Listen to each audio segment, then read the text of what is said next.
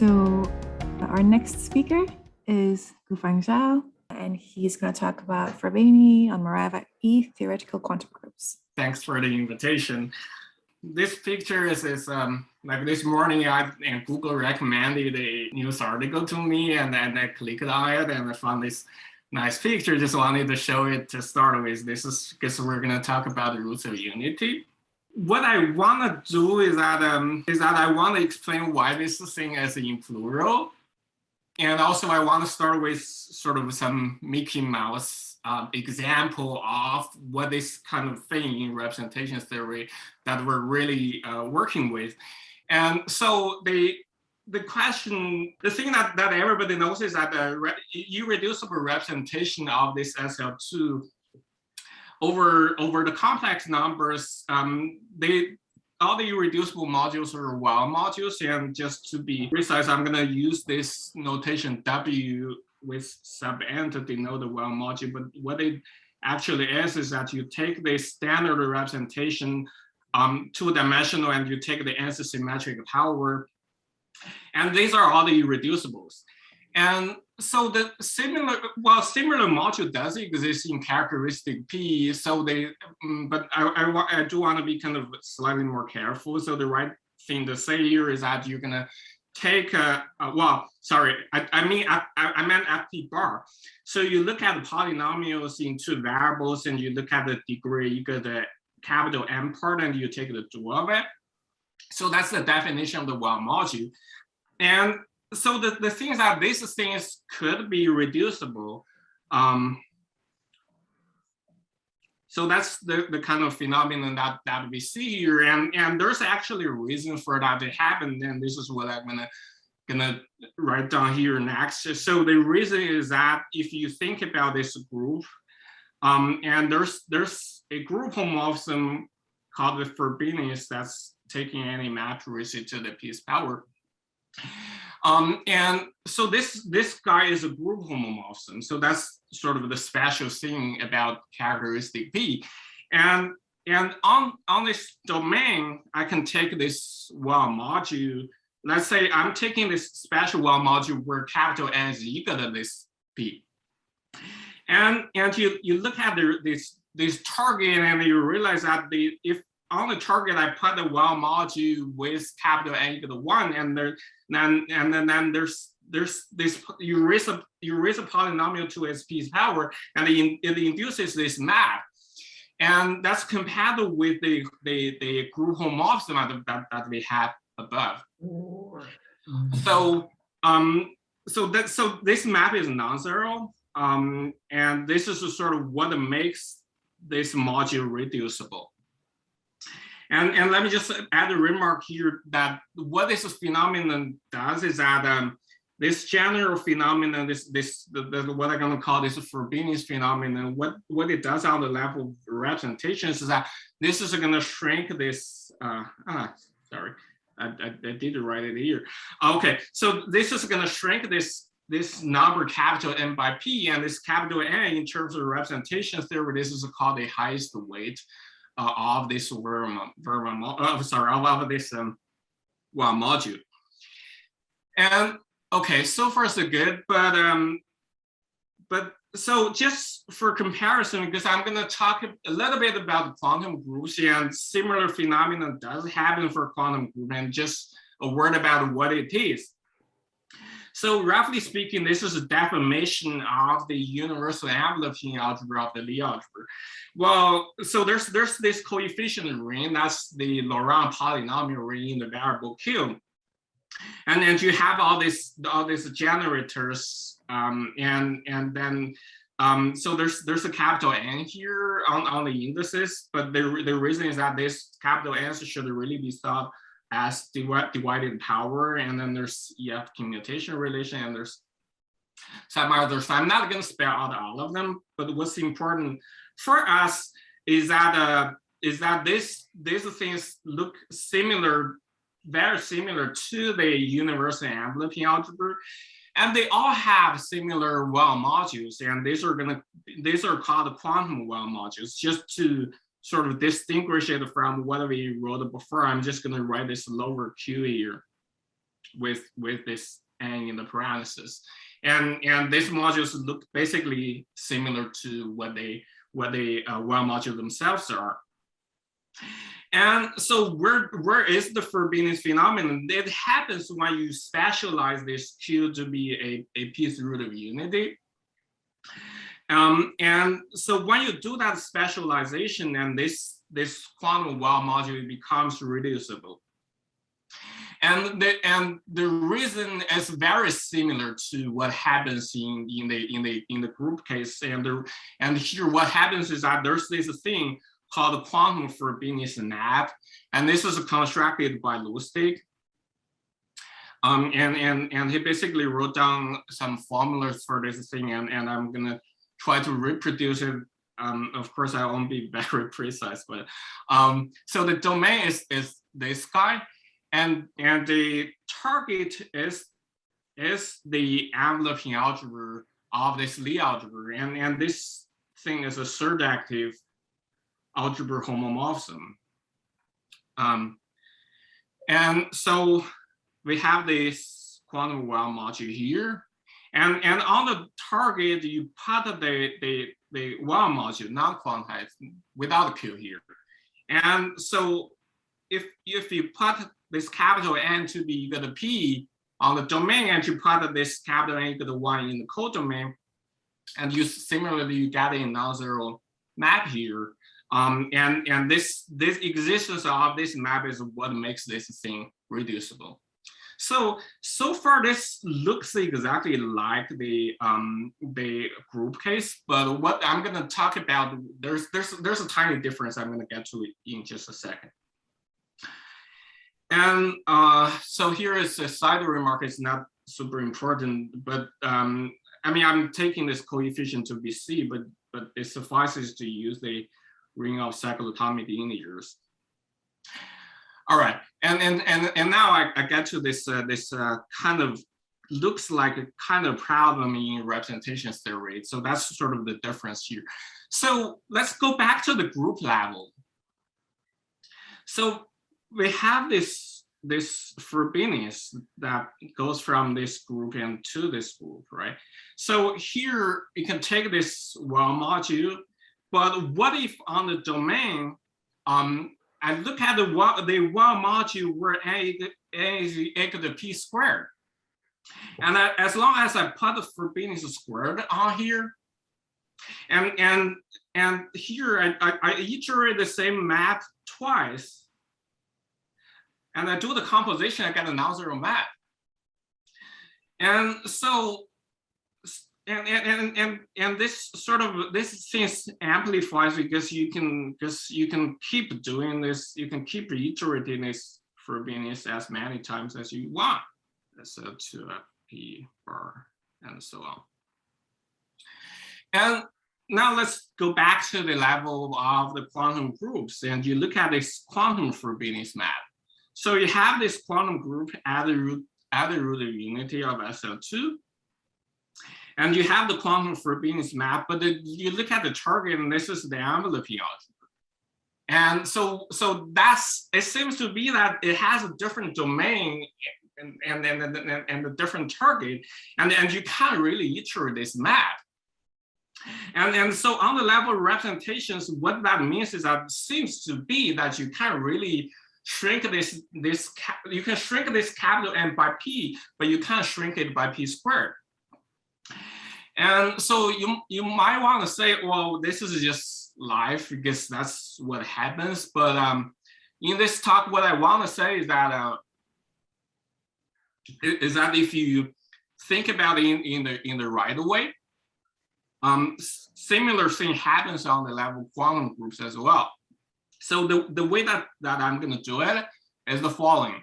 So I'm going to say that I want a sequence of quantum groups where this guy is the first one, and there's going to be a second one here, and there's going to be a third one here, and so on.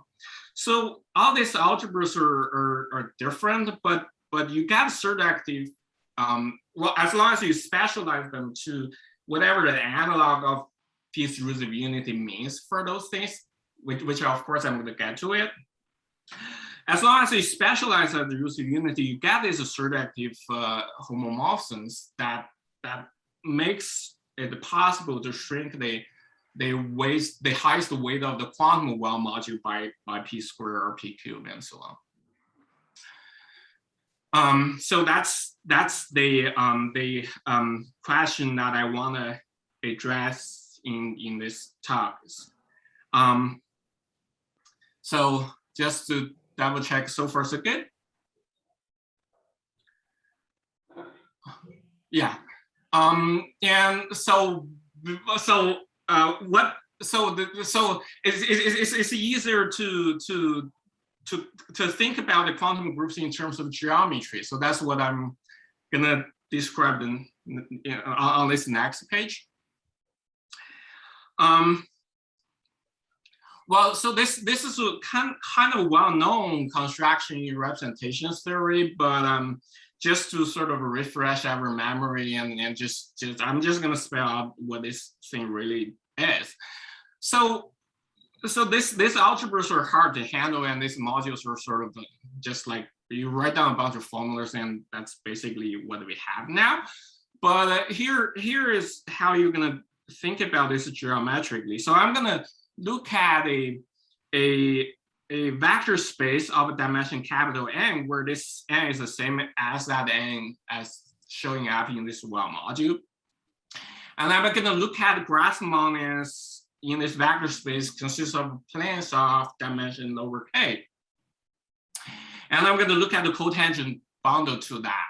And so just to spell this out, and you're getting a subvector space together with the cotangent vector, and this subvector space has dimension K, and this capital X is a cotangent vector, but what it looks like is that it's the endomorphism that sends the whole thing to V and sends V to 0. And so this construction is that you take the top degree part of the Morava homology of these spaces, and you sum over all the k's that goes from 0 to capital M, and this thing is isomorphic to the well module, and it's clear that this is isomorphic as a vector space. So I really have to, I really should tell you that what is the module structure, and because I don't want to spend too much time on it, let me just quickly say that the module structure comes from convolution. If you want to go from K to K plus 1, and you look at these two spaces, and there's something that maps to both, and you have the map PQ, and you use P to put back, you use Q to push forward, and that gives you a map that goes from one component to the next, which is this E operator in this SL2, and then they go the other way around as F, and you go ahead to verify that they satisfy the SL2 relation. So that's sort of geometrically what a well module is. And you can, so the thing is that you can also do this on this quantum group level. So let me just write down the answer here. So what you need to do in order to get the quantum well module is that you take the same spaces and you look at the equivariant K theory. And you want to be careful about the group here. So there's a unitary group of capital N times the circle S1 here, and you sum over the K goes from 1 to capital M. And so this is a theorem of Nakajima, and what it says here is that you look at the same convolution algebra construction, and then you verify the relations of all the operators, and you realize that you almost get a quantum group of SL2, and so there's this almost part which I'm going to get to. So this is not really a quantum group of SL2, but the quantum loop algebra. So in case you can't read, there's SL2, but there's parentheses x plus or minus. So that's sort of the loop part. And the reason is that if you really spell out what this thing looks like, it's kind of like you take the tensor product of the standard things and you have n copies of that, but then you also have all these equivalent parameters. And so if you really want this quantum well module that we just saw before, and you can still do that, you just have to say that, oh, this group is too big. I just need a cyclic group of order P that maps into it. And if you choose this map carefully, and this is saying that you do a specialization on the right-hand side, that you let xi equal to q to the i's power. And you do this carefully, and you realize that what you get here has this quantum well module as a direct summand of this quotient with that specialization.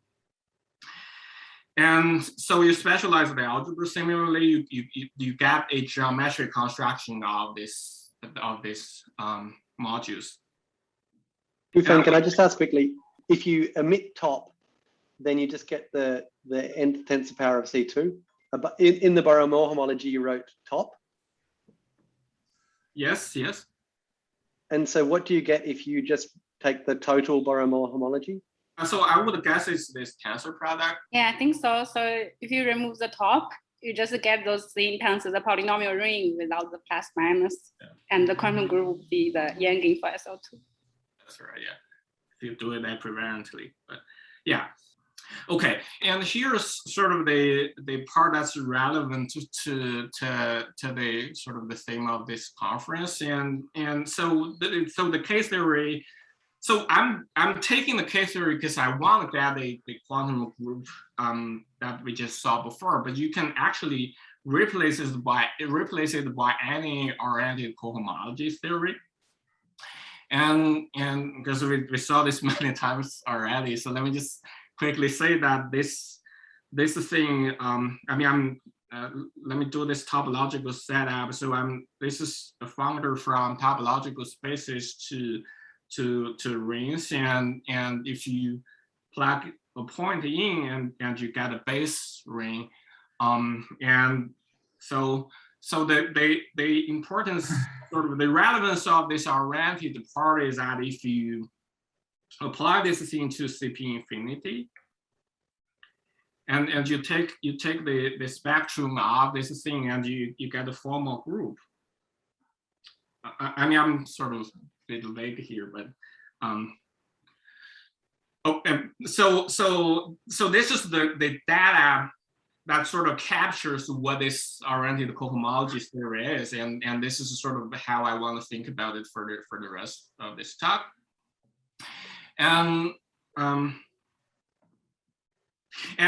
also you might wonder what's the relevance of the cotangent bundle to the graph modeling here, and the relevance here is that these are really examples of Nakajima quiver variety. So if you have any Lie algebra, I mean there's technical here adjective that's simply laced, but as long as it's that, and then you always have a notion of quiver variety, and then you take this oriented cohomology theory, you apply to that quiver variety, and you always get some convolution algebra that you should really think of that as the A-theory quantum group of this Lie algebra G. Right. So then the next sentence here that I want to comment on is that I understand that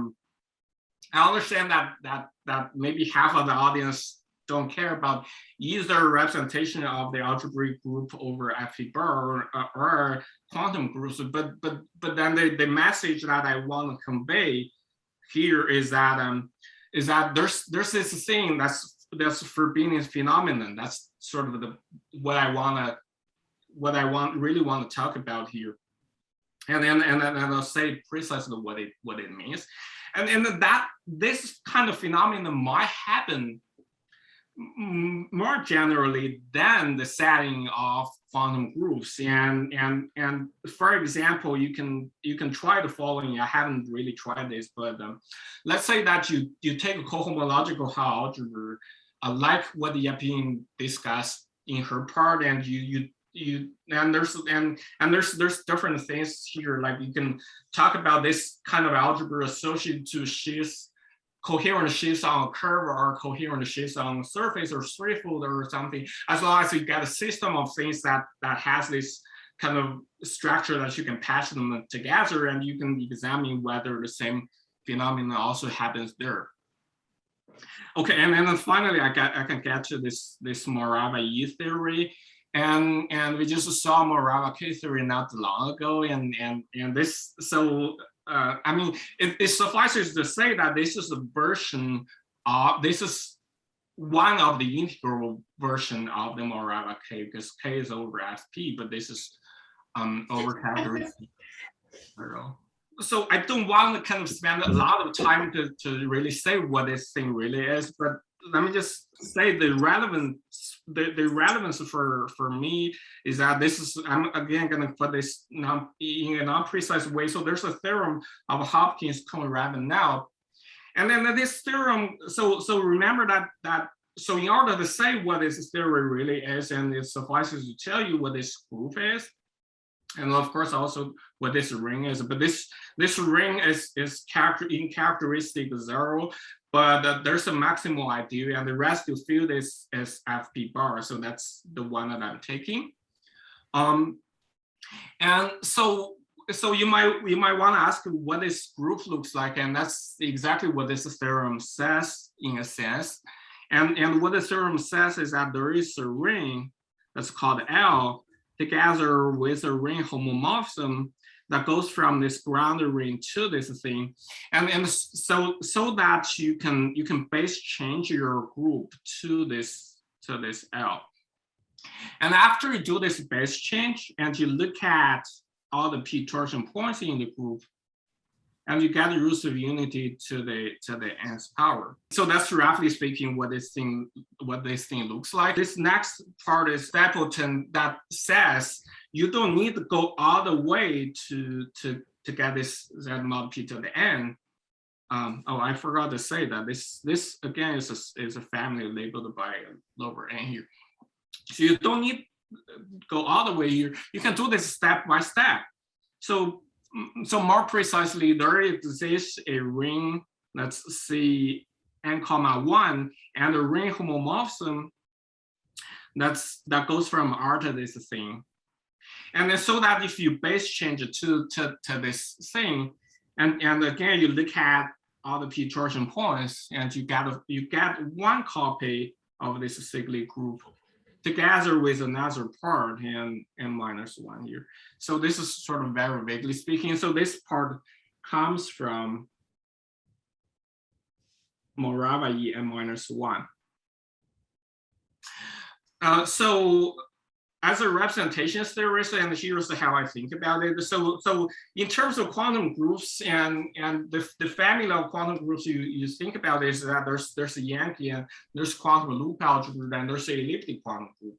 And the Yankean is associated to the formal group that's additive, and the next is multiplicative, and then the elliptic. And you look at all the roots of unity, there's no roots of unity. There's no roots of unity in the additive ones, and you look at the multiplicative one. The roots of unity looks like a cyclic group, but then you move on to elliptic curve, and then all of a sudden the roots of unity becomes a cyclic group squared, and so in that sense, this is sort of tells you that you should think of this as giving you more roots of unities to play with. And then finally, I can do the thing that I said I was going to do.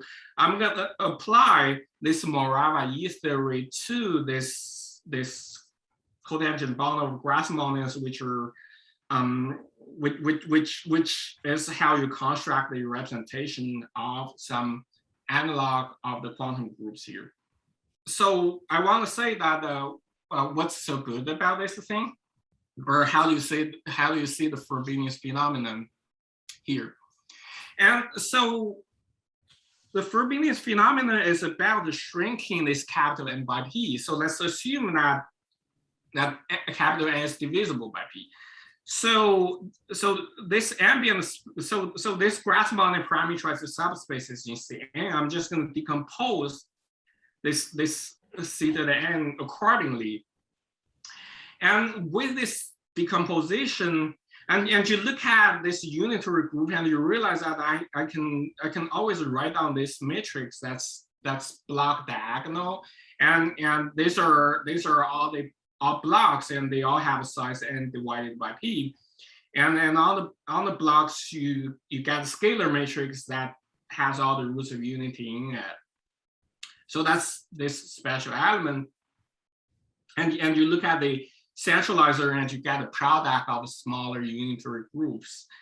And so you can also think about what the fixed point of this space is under this element, and you get something that's kind of a mess, but so the work is to clear this mess up.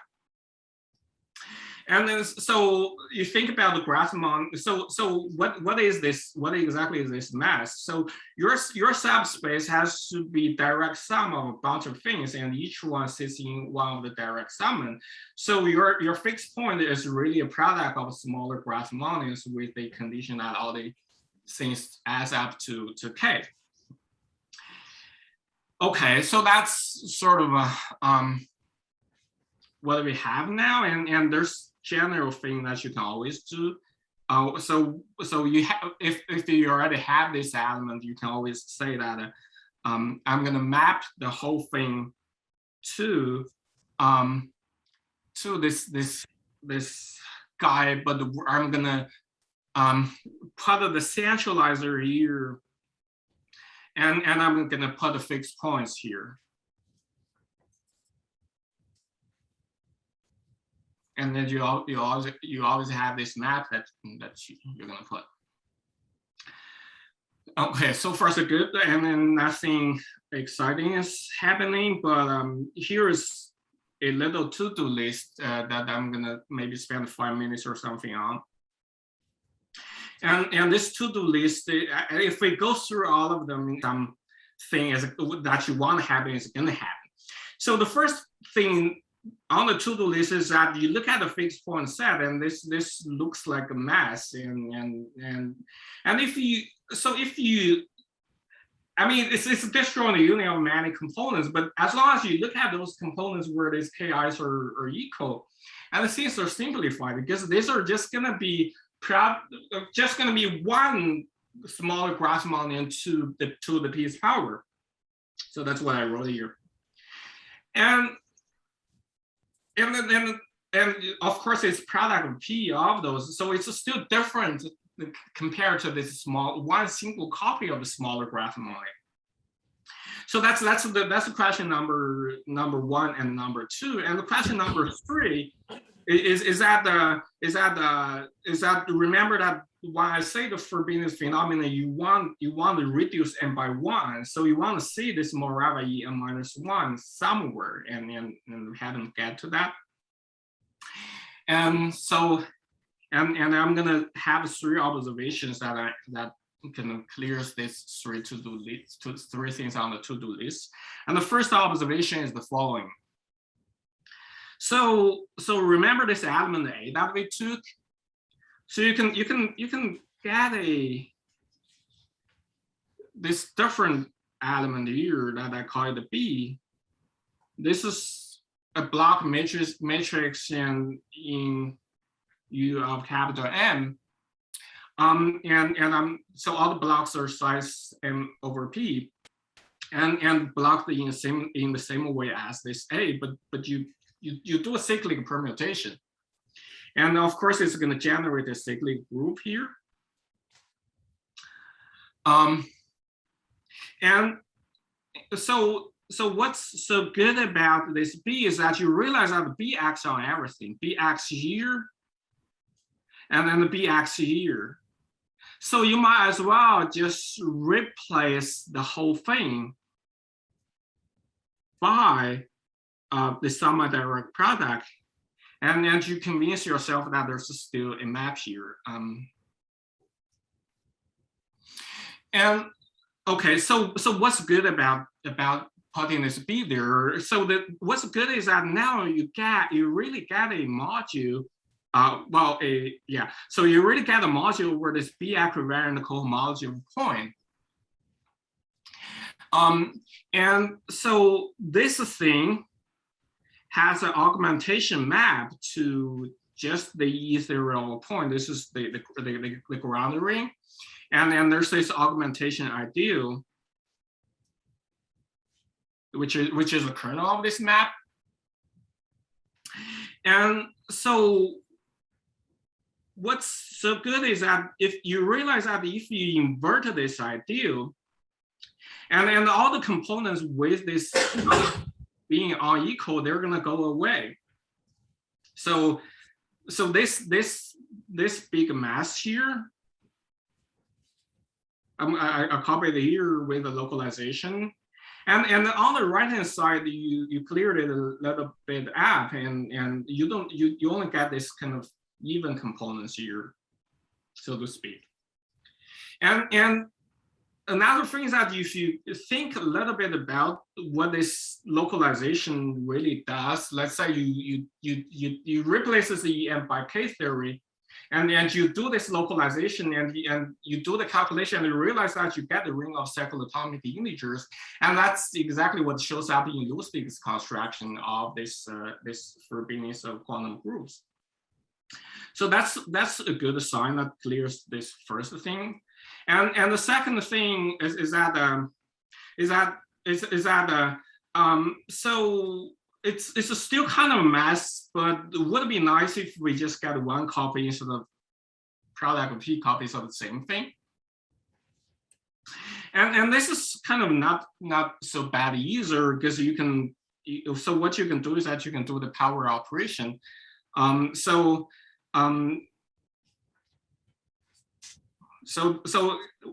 what you do is that you take one class here and you take the piece box copy of it, and then you're going to land in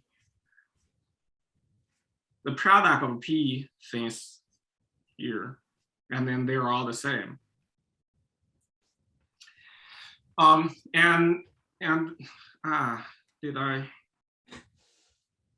This is the map that I'm right now on it, right? Sorry about that. But then you realize that there's a diagonal map here, and you can take the diagonal sitting inside of that, and then you put the diagonal embedding, and then you write down what you have here, and you also have one copy of that. So the point in doing this is that this map put back via diagonal, this is again isomorphism after you localize at the ideal I, and then what's good about this map, this capital P, is that it's compatible with convolution structures. And then so that reduces this big mass just to one copy. So that's even better. And now the very last step is that you see there's this B here with this there's equivariance with respect to B here, and then we don't see this EM minus 1 yet, and then that's exactly what the last point is, and that's sort of somewhere hidden in the part of the theorem of Stapleton that I didn't really say. So you look at this ring, and we said there's this n minus, so there's n comma 1 thing here of a point, and there's this ring homomorphism, but this ring homomorphism, it factors through this guy, and you localize at the same ideal.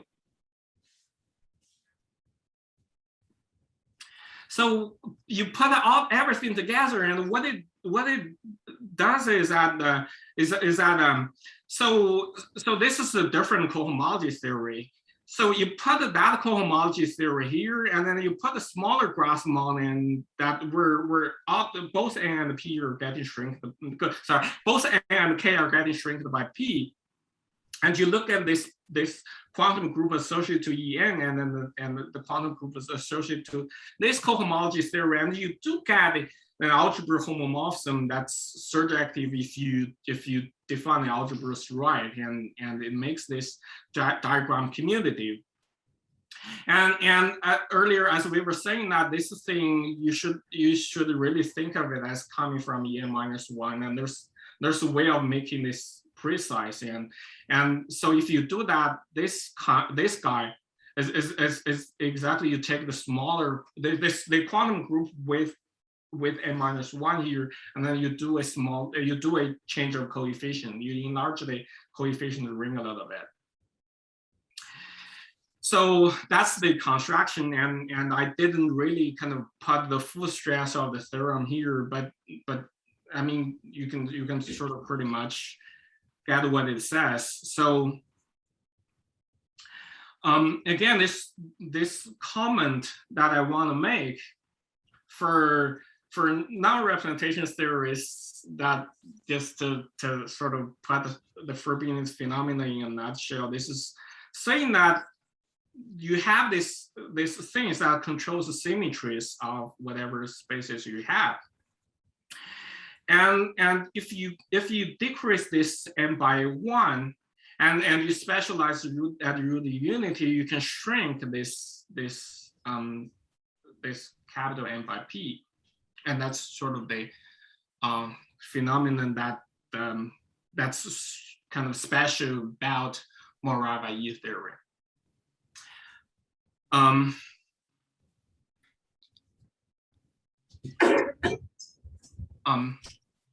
Any questions so far?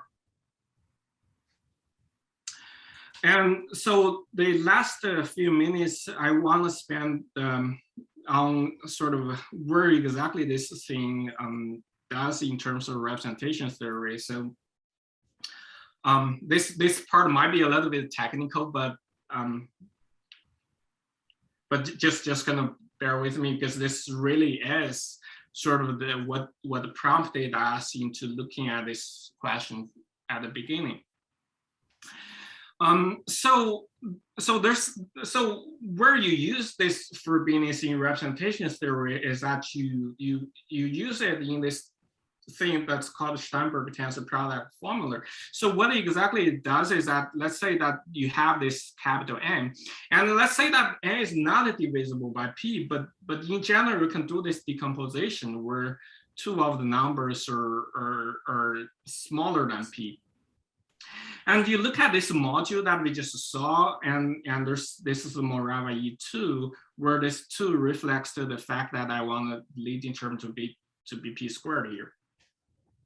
And so again, you have a lot of loop parameters as we saw, so that's also saying that you need to do a specialization, but never mind what it actually does. So you do a specialization of this module, and you take a irreducible quotient. So this is a notation for it. And so you really want to kind of prove a structure theorem of what this irreducible module looks like.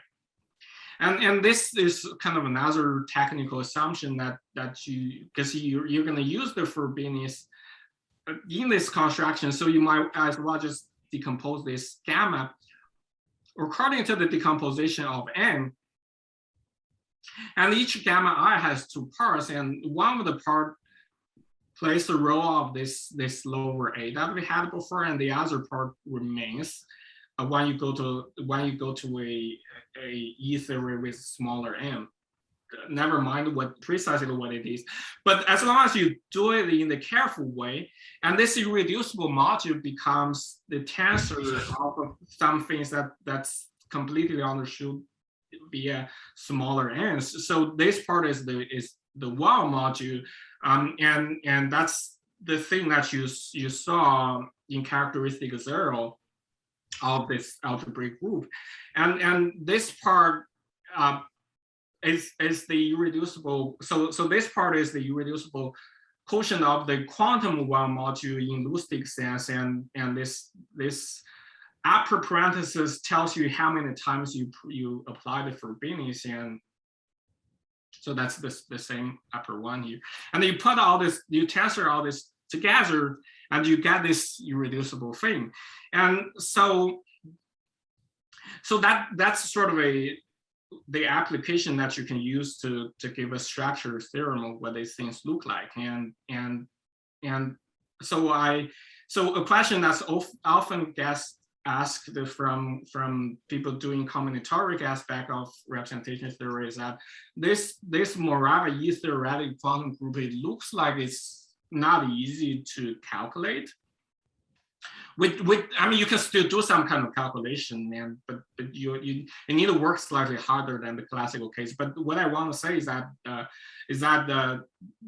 with this theorem, you can write down a complete Q analog of the character formulas. Analog of the Q character formulas of all these modules, and the combinatorics here is very explicit, and you can do a lot with that. And then the last comment is that I mean, I should have said this earlier.